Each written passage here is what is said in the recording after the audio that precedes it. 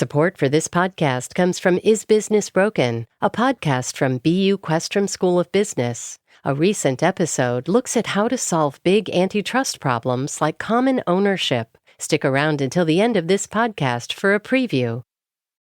WBUR Podcasts, Boston.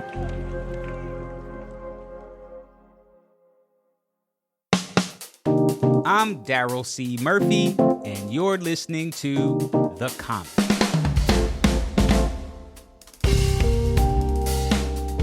We are just days away from the 129th Boston Marathon. That is going to bring a 26.2-mile stream of runners from Hopkinton to downtown Boston. Congratulations to everybody participating, and good luck out there. Now, when it comes to running, there can be a lot of pressure to be fast and fit, but we want to show some love to the folks who may not fit that ideal. So, we're bringing back a live conversation I had with runner and author Martinus Evans, founder of the Slow AF Run Club. It's an inclusive community for slow runners and walkers who need a little more time to finish. He also wrote a book called Slow AF Run Club, the ultimate guide for anyone who wants to run. Evans and I talked about his journey as a runner who wants to make the sport more welcoming to all body types and paces. This conversation has been edited for time and clarity. Enjoy. So, to start us off, Martinus, I want to give folks some background on who you are in case they're not familiar, right? So, more than a decade ago, you go to see the doctor about some hip pain. You were about 3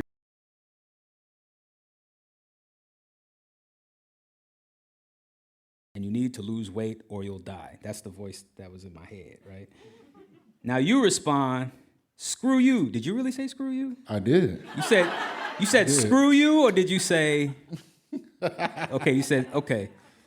Another 4-letter word. Yeah. You said, screw you, I'm gonna run a marathon. The doctor doubled down and said, if you run a marathon, you'll die. So, I guess with a death wish, you went out and bought a pair of running shoes, and the rest is history.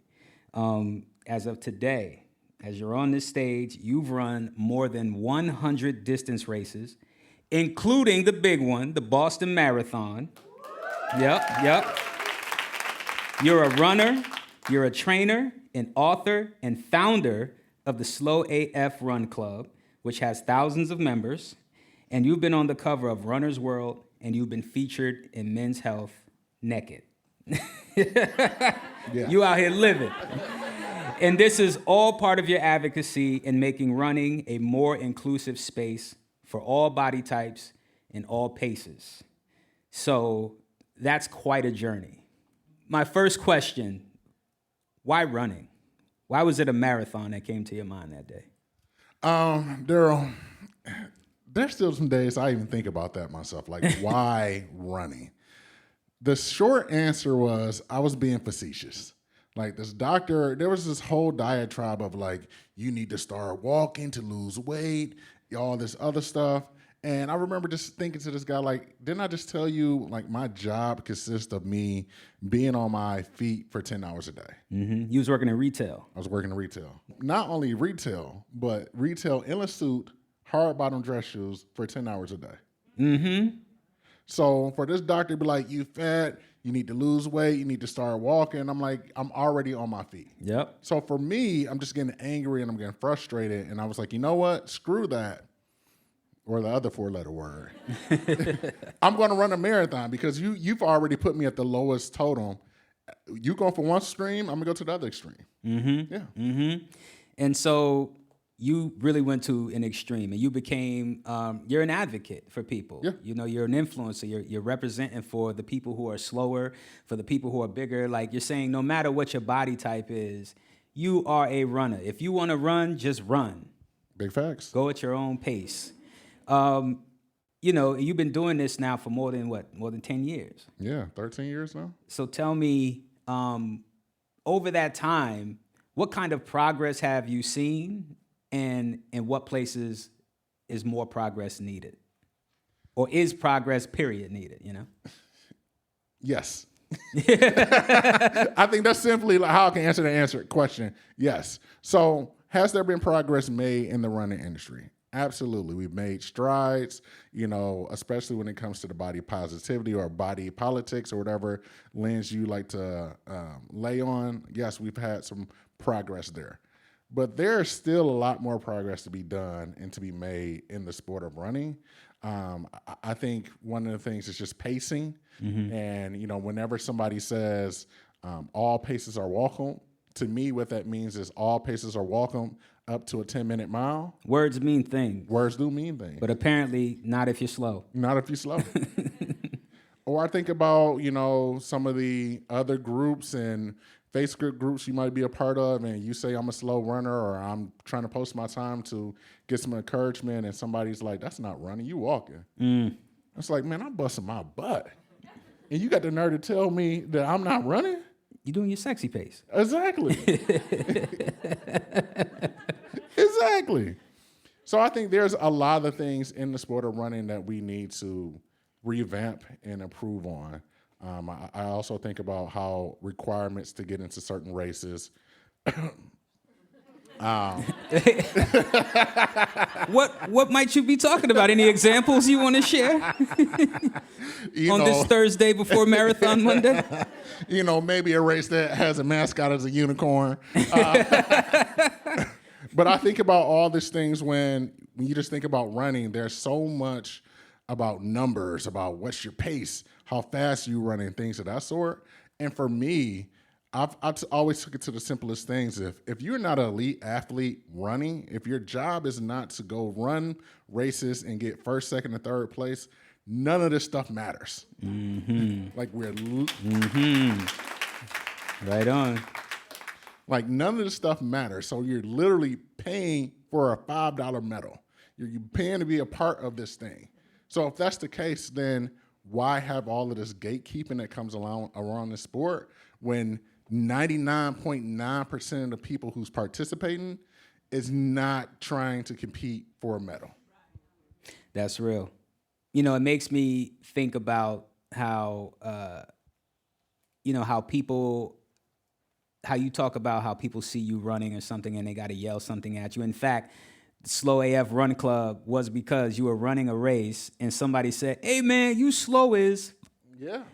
Another 4-letter word. And you took it and you turned it around. You made it a positive, right? But I feel like when people do that, when they see a big guy like you running a marathon, all their life they thought, oh, big people ain't supposed to run marathons. And they see you breaking that rule. Minds explode once you really understand that all of us are participating in some made-up rules by somebody that we'll never meet.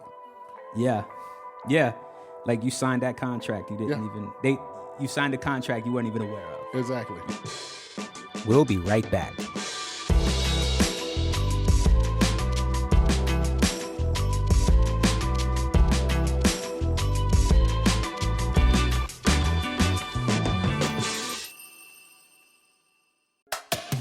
Support for this podcast comes from Is Business Broken, a podcast from BU Questrom School of Business. Common ownership is when major investors buy significant stakes across competing firms, which can lower competition, raise prices, and affect innovation. Antitrust is exactly a situation where the markets don't quite work. A recent episode dives into potential solutions. Follow wherever you get your podcasts and stick around until the end of this podcast for a preview of the episode.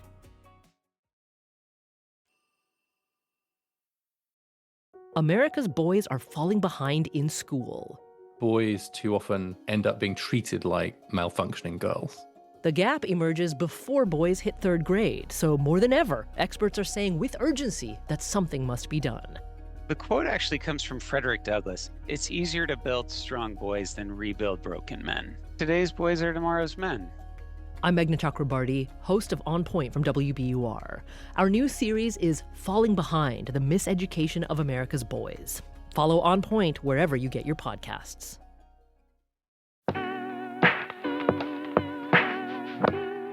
And we're back with founder of the Slow AF Run Club, Martinus Evans, live at City Space. The Boston Marathon. Yeah. You ran it in 2021. Talk to us about that experience. I feel like you've been, but talk to us about that experience. So good old Boston. Boston can be mean to you. No. You don't say. As a black man and run the streets of Boston, it can be mean to you. But that day, you know, it was the pandemic Boston. So it was the fall Boston. I think it was in September, October. And it was like hot for that day, especially for that season. Like I remember it being 75 degrees and like maybe 70% humidity. And I remember as I was walking from the hotel to the bus, like I was already drenched in sweat. So I already knew like this is not gonna be a fun race. So I'm running, and the smell and the taste of Gatorade was making me nauseous. So like now, like I gotten to the point of no return where you can't put in enough water in your system to stay hydrated. And I remember being at the medical tent asking the medical team, like, hey, do you have something else other than Gatorade? So she's like, we have broth. So she gave me broth. So then I was like, all right, instead of going to a water stop and like getting water, I'm gonna go to the medical tent and get broth. So nasty. So I get to the last, like, I'm thinking mile 22. And I asked the medical team, hey, do y'all have broth? And it's like, oh, we just packed up, but wait, like we can get you something. So I'm waiting. It's like 5 minutes that went past. I'm like, I remember going in the tent and be like, hey, like I'm running a race. Like I can't wait for the water to boil. Like, I'll drink cold broth. And I remember this lady being like, come here. It's like, stick your hand out. So she puts 2 bouillon cubes in my hand and give me a cup of water and says, take those bouillon cubes and put them in the back of your mouth and sip on the water until the rest of the race. So I chewed on a bouillon cube and sipped on water for the rest of the race. If that's not determination, I don't know what is. So the weather's warming up, days are getting longer. Boston Marathon is here, pretty much. You know, we're days away, and by the time some folks hear this, it will have passed. But there's probably going to be some people who are inspired. Yeah. If somebody walked up to you and said, Martinus, I want to start running. I don't know where to start. I don't know what to do. What's the first thing you're going to tell them? First, I'm going to say congratulations, and I got a lot of running war stories to tell them. Typically, what I tell people is start off with intervals. I think the most simplest thing somebody can do is run for 15 seconds and walk for 90 seconds, and then gauge from there to say, okay, that 15 seconds was easy. Let me run a little bit longer, or that 90 seconds I was bored out my head. Like, let me shorten that out, and then go from there. Second thing I would tell them is to join the Slow AF Run Club, like the real one, the real Slow AF Run Club. Not the fake Facebook app that's out there who's like proposing as me. Like we have a actual app, right? So you can download the Slow AF Run Club on your Apple or Android device, and we have there is various things from coaching to group runs. And the cool thing that we are doing with the Run Club is that we just got our 501c3 status. Oh, congrats. So some of the things that we're looking to do with the Run Club is be able to launch regional clubs all over the nation. Oh, man, congratulations. Give it up for that. Yeah.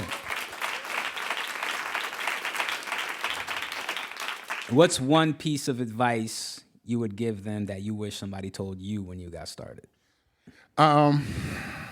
Just one piece? Just one. Okay. What I would tell them then, if it's just one piece of advice, is that all of this stuff is made up.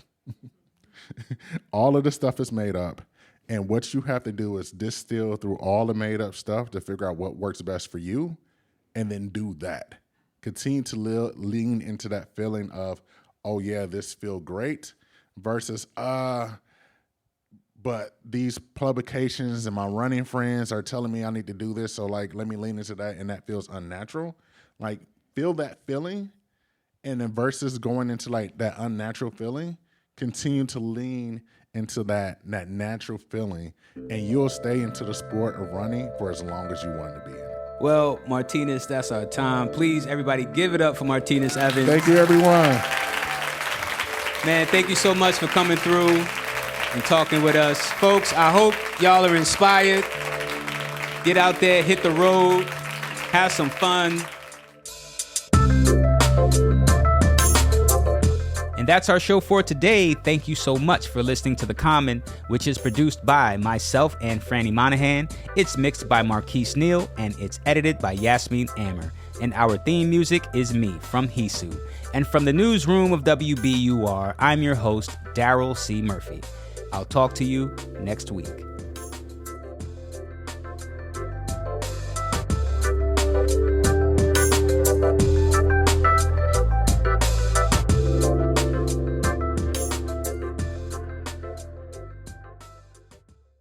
Support for this podcast comes from Is Business Broken, a podcast from BU Questrom School of Business. When the same big investors own shares in competing companies, innovation can suffer. That's why economists Fiona Scott Morton and Glenn Weil propose limiting any firm's investment to 1%. Listen on for a preview of their conversation with host Kurt Nickish. So, critics might argue that limiting ownership stakes to 1%, right, in one competing firm undermines diversification, hurting passive investors, pension funds, that it would reduce their low-cost diversification, increase market volatility. You obviously thought of that. Like, how do you respond to those concerns? That one turns out to be super easy. If you want to diversify your portfolio, you don't actually want to hold 4 airlines. You want an airline, some banking, some consulting, some computer chips, some mines, random, all different kinds of stuff. You don't need the S&P 500, you maybe need the S&P 100. You just don't need all 4 airlines. And if you simulate this using past returns, you get almost nothing from holding more than one airline. Interesting. And when you look at the very wealthy, what do? They don't even hold all stocks. They're in golf courses and foreign assets, and no one's holding 4 airlines. How would an institutional investor offer this to customers? How do you imagine that? They're not selling the S&P 500 index fund. They're selling what? I mean, the way I thought of it by analogy to something like fantasy football. When you have a fantasy football team, obviously you don't just have one of every person in the whole league. You don't have every running back. But on the other hand, everyone has a running back. So you would probably pitch yourself in a more differentiated way as we've got R this and R that. It would be much more similar to the way that a conglomerate typically works. In a lot of developing countries, there are conglomerates that have a firm in just about every industry. Mm-hmm. And they're all the Reliance this or the, Tata that or whatever. Sure. And I think probably ultimately this would end up with a little bit of that type of a flavor. Find the full episode by searching for Is Business Broken wherever you get your podcasts, and learn more about the Mehrotra Institute for Business, Markets, and Society at ibms.bu.edu.